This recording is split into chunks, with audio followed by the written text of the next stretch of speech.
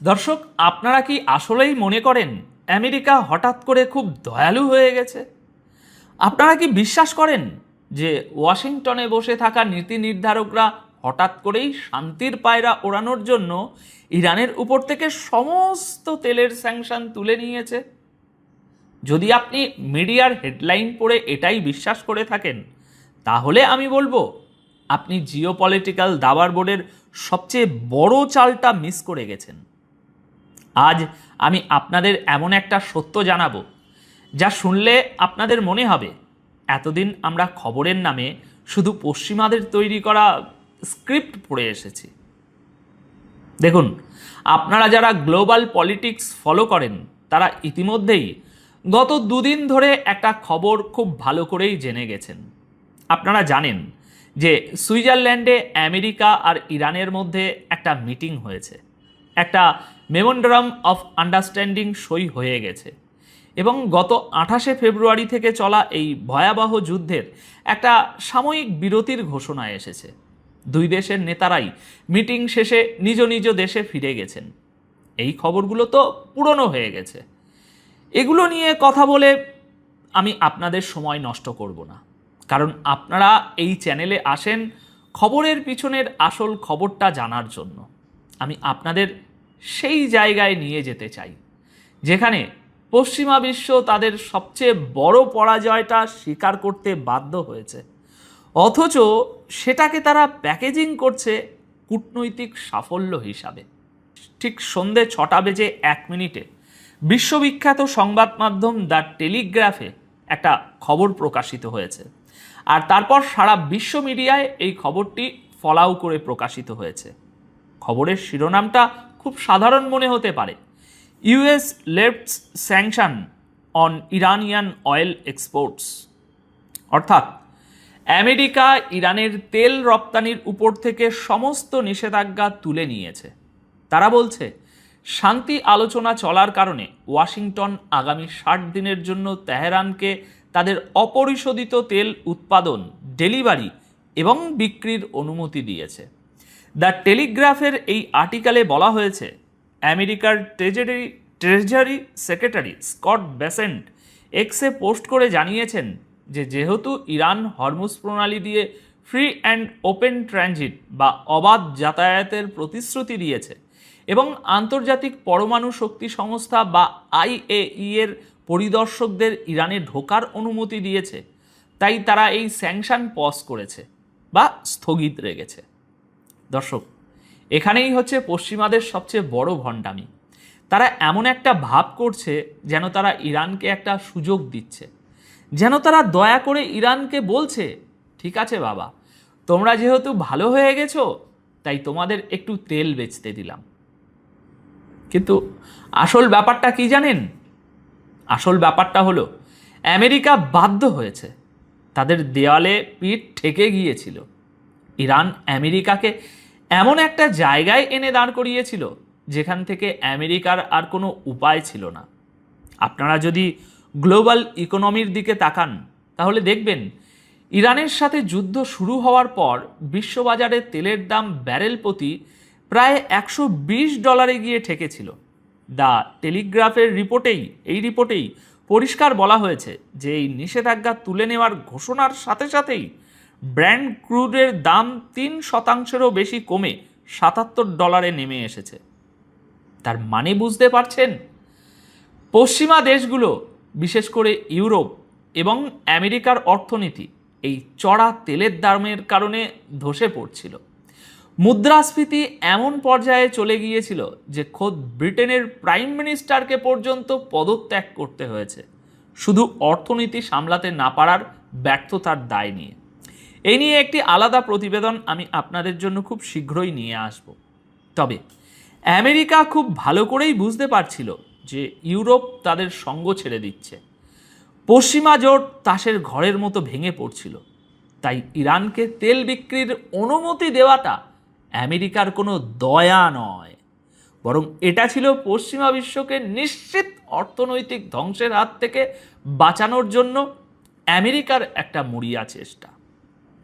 এখানে একটা জিনিস খুব মনোযোগ দিয়ে বুঝতে হবে, দ্য টেলিগ্রাফের এই রিপোর্টে বলা হয়েছে, এই হরমুজ প্রণালী দিয়ে প্রতিদিন গড়ে 125টি তেলের জাহাজ পার হতো, কিন্তু রবিবার এই পথ দিয়ে মাত্র 2টি ক্রুড ট্যাঙ্কার পার হয়েছে, যাতে 2 মিলিয়ন ব্যারেলের মতো তেল ছিল। অর্থাৎ ইরান এই প্রণালীটা আক্ষরিক অর্থেই বন্ধ করে দিয়ে পুরো বিশ্বের গলা চেপে ধরেছিল। তারা প্রমাণ করে দিয়েছে যে নন ওয়েস্টার্ন দেশগুলো এখন আর আমেরিকার দয়ায় বেঁচে নেই। উল্টো ইরান আমেরিকাকে বুঝিয়েছে, তুমি যদি আমার তেল বেচতে না দাও তাহলে আমি বিশ্বের কাউকেই তেল পেতে দেব না। এই যে একটা খাদের কিনারে নিয়ে যাওয়া, একে জিওপলিটিক্সে বলে ব্রিক্সম্যানশিপ। আর এই খেলায় ইরান আমেরিকাকে সরাসরি চেকমেট করেছে। ট্রেজারি সেক্রেটারি স্কট বেসেন্ট যেটাকে বলছেন ইরান অবাধ যাতায়াতের প্রতিশ্রুতি দিয়েছে, তার আসল অনুবাদ হলো ইরান আমাদের গলা থেকে তাদের হাতটা একটু আলগা করেছে মাত্র, কারণ আমরা তাদের সব শর্ত মেনে নিয়েছি। এবার আসুন দ্য টেলিগ্রাফের রিপোর্টে উল্লেখিত ওই চুক্তির শর্তগুলোর দিকে একটু আমরা তাকাই। অনেক রহস্য আছে। সেখানে আমেরিকা পরিষ্কারভাবে লিখিত প্রতিশ্রুতি দিয়েছে যে তারা ইরানের বিরুদ্ধে সব ধরনের নিষেধাজ্ঞা প্রত্যাহার করবে এবং তেহরানের যত অর্থ এবং সম্পদ ফ্রিজ করা ছিল সেগুলো পুরোপুরি ব্যবহারের জন্য উন্মুক্ত করে দেবে। আপনারা কি বুঝতে পারছেন এটা কত বড় একটা বিজয়? কিউবা এবং উত্তর কোরিয়া ছাড়া আর পৃথিবীর কোনো দেশের উপর এই মুহূর্তে ইরানের তেল কেনার কোনো বাধা থাকলো না। পাকিস্তান, ভারত, চীন থেকে শুরু করে সারা বিশ্বের যে কোনো দেশ এখন বুক ফুলিয়ে সরাসরি ইরানের কাছ থেকে তেল কিনতে পারবে। এতদিন ইরানকে বাধ্য হয়ে শ্যাডো ফ্লিট বা লুকিয়ে লুকিয়ে বিভিন্ন নাম বদল করে ট্র্যাকার বন্ধ করে ব্ল্যাক মার্কেটে তেল বেচতে হতো, তাও আবার অর্ধেক দামে। কিন্তু এখন তারা ইন্টারন্যাশনাল রেটে তেল বেচবে। তাদের কাছে এই মুহূর্তে প্রায় $15 বিলিয়ন তেল মজুদ আছে, যা তারা এক্সপোর্ট করার জন্য পুরোপুরি প্রস্তুত। 2 মাসের মধ্যে এই বিপুল পরিমাণ তেল যখন বাজারে আসবে তখন তেলের দাম হয়তো ব্যারেল প্রতি $40 বা $50 নেমে আসবে। এতে পুরো বিশ্ব একটা স্বস্তির নিঃশ্বাস ফেলবে। আপনারা ভেবে দেখুন, ইরান এই যে বিলিয়ন বিলিয়ন ডলারের পেমেন্ট পাবে, সেটা কি তারা ডলারে নেবে রে ভাই? সম্ভাবনা প্রবল যে এই লেনদেনগুলো হবে চাইনিজ ইউয়ান, লোকাল কারেন্সি বা ক্রিপ্টো কারেন্সিতে। এর মানে হলো আমেরিকার সবচেয়ে বড় অস্ত্র পেট্রো ডলার, তার কফিনেও একটা বিশাল বড় পেরেক ঠুকে দিল ইরান। দ্য টেলিগ্রাফের খবর অনুযায়ী ইরানের পররাষ্ট্রমন্ত্রী আব্বাস আরাগাজি জানিয়েছেন যে তারা তেল এবং পেট্রোকেমিক্যাল রপ্তানির উপর থেকে সমস্ত বাধা দূর করতে সক্ষম হয়েছেন এবং তাদের ফ্রিজ হওয়া সম্পদও তারা ফেরত পাচ্ছেন। আমেরিকার ভাইস প্রেসিডেন্ট জেডি ভ্যান্স নিজে কনফার্ম করেছেন যে তারা কাতারের সাথে মিলে ইরানের আটকে থাকা ফান্ড রিলিজ করার জন্য এখন কাজ করছেন। সুতরাং বাস্তবতা হলো ইরান তাদের $300 বিলিয়ন ফ্রিজ হওয়া ফান্ডের একটা বড় অংশ ফেরত পাচ্ছে। কাতার হয়তো প্রাথমিকভাবে $6 বিলিয়ন রিলিজ করছে। এটা ইরানের ইকোনমিতে রকেটের গতিতে বুস্ট দেবে, তাদের ফরেন কারেন্সি রিজার্ভ বাড়বে, এক্সপোর্ট বাড়বে। এটা একটা স্বাধীন নন ওয়েস্টার্ন দেশের জন্য এমন একটা মাস্টার স্ট্রোক যা ইতিহাসের পাতায় একেবারে স্বর্ণ অক্ষরে লেখা থাকবে। এবার আসুন সুইজারল্যান্ডে হওয়া শান্তি আলোচনার ভিতরের কিছু নাটকীয়তা। সেখানে আমেরিকার একটা চরম কূটনৈতিক ব্যর্থতার চিত্র ফুটে উঠেছে। আপনারা হয়তো জানেন মিটিংটা খুব একটা মসৃণ ছিল না। দ্য টেলিগ্রাফ বলছে আলোচনার এক পর্যায়ে ইরানের পার্লামেন্টের স্পিকার মোহাম্মদ গালিবাফের নেতৃত্বে ইরানি প্রতিনিধি দল সোজা টেবিল ছেড়ে উঠে চলে গিয়েছিল। এই খবর তো আমি আপনাদের গতকালই বিস্তারিতভাবে পুরোটাই জানিয়েছিলাম, তাই না? কিন্তু প্রশ্ন হলো কেন? কারণ আমেরিকার প্রেসিডেন্ট ডোনাল্ড ট্রাম্প তখন ফক্স নিউজ এবং তার সোশ্যাল মিডিয়া প্ল্যাটফর্ম ট্রুথ সোশ্যালে বসে বসে ইরানকে আবারও ধ্বংস করার হুমকি দিচ্ছিলেন। লেবাননে ইসরায়েলি বিমান হামলায় 20 জন নিহত হওয়ার পর ইরান যখন হরমুজ প্রণালী আবার বন্ধ করে দেওয়ার হুমকি দেয়, তখন ট্রাম্প ফক্স নিউজে লাইভ ইন্টারভিউতে বসে জঘন্য ভাষায় বলেছিলেন, ইরান যদি হরমুজ বন্ধ করে দেয় তাহলে ইরানি প্রতিনিধিরা নাকি তাদের নিজেদের দেশে ফিরে যাওয়ার সুযোগই পাবে না। আমেরিকা আবার খুব শক্তভাবে ইরানে আঘাত করবে। দর্শক, এই হচ্ছে আমেরিকার আসল চেহারা। তারা চুক্তির টেবিলে বসে বলছে, ভাই আমরা লেবানন এবং সমস্ত ফ্রন্টে যুদ্ধবিরতি চাই, আর অন্যদিকে তাদেরই মিত্র ইসরায়েল লেবাননে বোমা ফেলছে এবং আমেরিকা বলছে ইসরায়েল এই বৃহত্তর চুক্তির অংশ নয়। যখন ইরান এর প্রতিবাদ করে তখন আমেরিকান প্রেসিডেন্ট মাফিয়ার মতো হুমকি দেন। কিন্তু মজার ব্যাপার কি জানেন, এত বড় বড় হুমকির পরও কি আমেরিকা আলোচনা থেকে বেরিয়ে যেতে পেরেছে? না, পারেনি। কারণ তাদের তেল দরকার, তাদের ইকোনমি বাঁচাতে হবে। জেডি ভ্যান্স গতকাল সোমবার ওয়াশিংটনে ফিরে গিয়ে মিডিয়ার সামনে এই পুরো বিষয়টাকে ধামাচাপা দেওয়ার একটা ব্যাপক চেষ্টা করেছেন। তিনি ট্রাম্পের ওই জঘন্য হুমকিগুলোকে ট্র্যাশ টক বলে উড়িয়ে দিয়েছেন। ভ্যান্স বলেছেন, হ্যাঁ একটু হুমকি ধুমকি ছিল, কিন্তু দিন শেষে আলোচনা চলেছে এবং আমরা বিরাট অগ্রগতি অর্জন করেছি। চিন্তা করুন দর্শক, একটা সুপার পাওয়ার দেশের ভাইস প্রেসিডেন্ট কিভাবে তাদের অসহায়ত্ব ঢাকার জন্য ডিপ্লোম্যাটিক ল্যাঙ্গুয়েজ বাদ দিয়ে রাস্তার ভাষায় কথা বলছেন। তারা বুঝতে পারছে যে গালিগালাজ করা ছাড়া এই মুহূর্তে ইরানের সামনে তাদের আর কোনো ক্ষমতা নেই। তারা তো বাধ্য হয়েছে ইরানের সাথে একটা মিলিটারি হটলাইন চালু করতে এবং লেবাননের জন্য একটা ডিকনফ্লিকশন সেল তৈরি করতে, যাতে ইসরায়েল এই চুক্তিকে ভেস্তে দিতে না পারে। দর্শক, এবার আসি সেই নিউক্লিয়ার ডাস্টের কথায়, জানিয়ে ডোনাল্ড ট্রাম্প সবসময় একেবারে গলা ফাটান। দ্য টেলিগ্রাফ বলছে আজ জেডি ভ্যান্স দাবি করেছেন যে ইরান নাকি আইইএর পরিদর্শকদের এই সপ্তাহে ইরানে আসার আমন্ত্রণ জানাতে রাজি হয়েছে, যাতে তারা ইরানের কাছে থাকা 450 কেজি উচ্চমাত্রায় সমৃদ্ধ ইউরেনিয়ামের অবস্থাটা খতিয়ে দেখতে পারে। এখানে মনে রাখবেন, আমেরিকা এবং ইসরায়েল বাংকার বাস্টার বোমা দিয়ে ইরানের তিনটে নিউক্লিয়ার সাইটে হামলা চালানোর পর আর কোনো পরিদর্শক কিন্তু ইরানে ঢুকতে পারেনি। এখন জেডি ভ্যান্স বড় গলায় দাবি করছেন যে ইরান রাজি হয়ে গেছে, কিন্তু ইরানের ডিপার্টমেন্ট পরিষ্কার জানিয়ে দিয়েছে যে নিউক্লিয়ার প্রোগ্রাম নিয়ে শুধু একটা সংক্ষিপ্ত আলোচনা হয়েছে। পারমাণবিক ইস্যুর মূল আলোচনা এখনো শুরুই হয়নি। অর্থাৎ ইরান এখানেও আমেরিকাকে ঝুলিয়ে রেখেছে। তারা তেল বিক্রির অধিকার আদায় করে নিয়েছে, স্যাংশন তুলে নিতে বাধ্য করেছে, কিন্তু নিজেদের সবচেয়ে বড় ট্রাম্প কার্ড, সেই পারমাণবিক সমৃদ্ধকরণ কর্মসূচির নিয়ন্ত্রণ নিজের হাতেই শক্ত করে ধরে রেখেছে। এটা হচ্ছে জিওপলিটিক্যাল নেগোসিয়েশনের চরম মাস্টার ক্লাস। দর্শক, ভিডিও শুরুতে আমি আপনাদের একটা বড় সিক্রেটের কথা বলেছিলাম, তাই না? প্রশ্ন করেছিলাম কেন আমেরিকা হঠাৎ করে এত বড় ছাড় দিল। এই অংশটা মনোযোগ দিয়ে শুনবেন। কেন তারা ইরানের এই শর্তগুলো মেনে নিতে বাধ্য হলো? এবার সেই সত্যটা জানুন। আপনারা যদি পুরো পরিস্থিতিটার দিকে বাজ পাখির মতো নজর রাখেন তাহলে দেখবেন এখানে সবচেয়ে অখুশি এবং সবচেয়ে ক্ষুব্ধকে ইসরায়েল।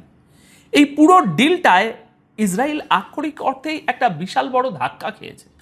তারা কিছুতেই মেনে নিতে পারছে না যে ইরান এখন বিলিয়ন বিলিয়ন ডলার কামাবে, তাদের অর্থনীতি শক্তিশালী হবে এবং তারা আবার মাথা তুলে দাঁড়াবে।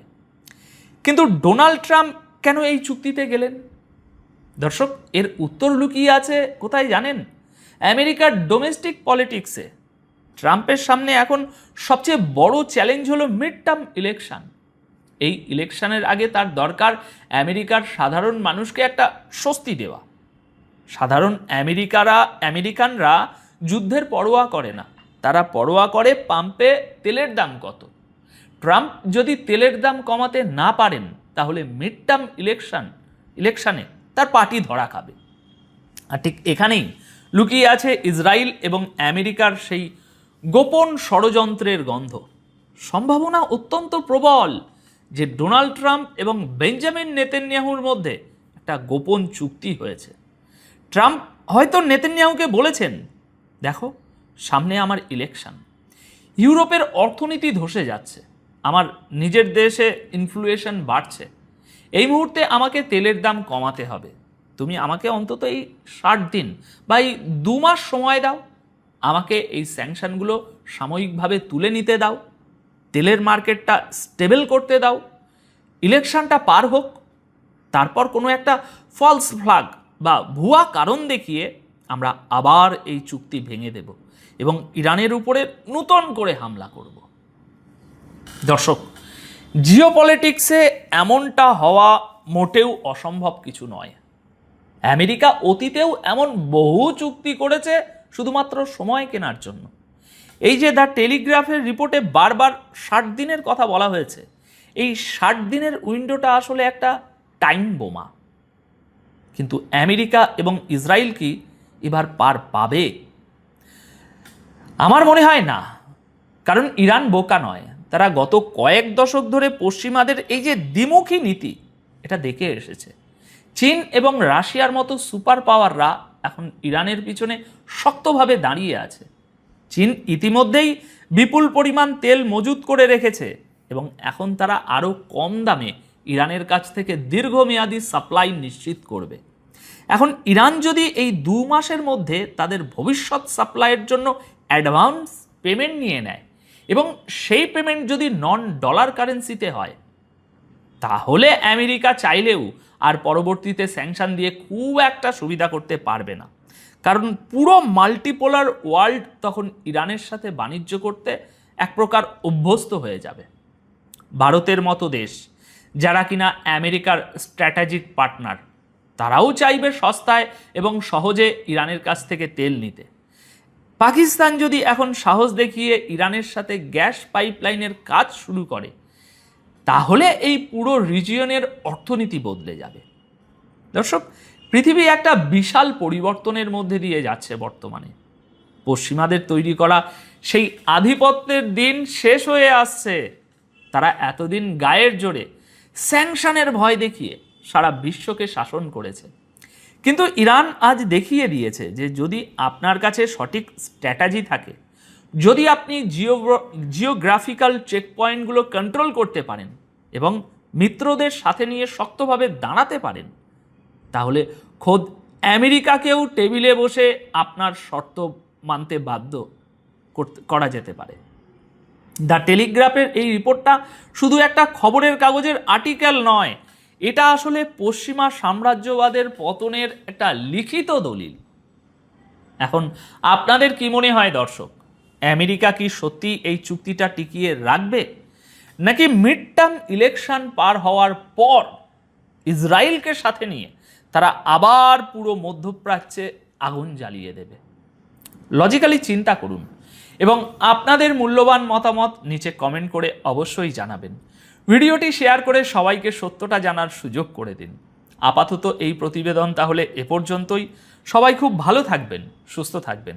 ধন্যবাদ আপনাদের সকলকে।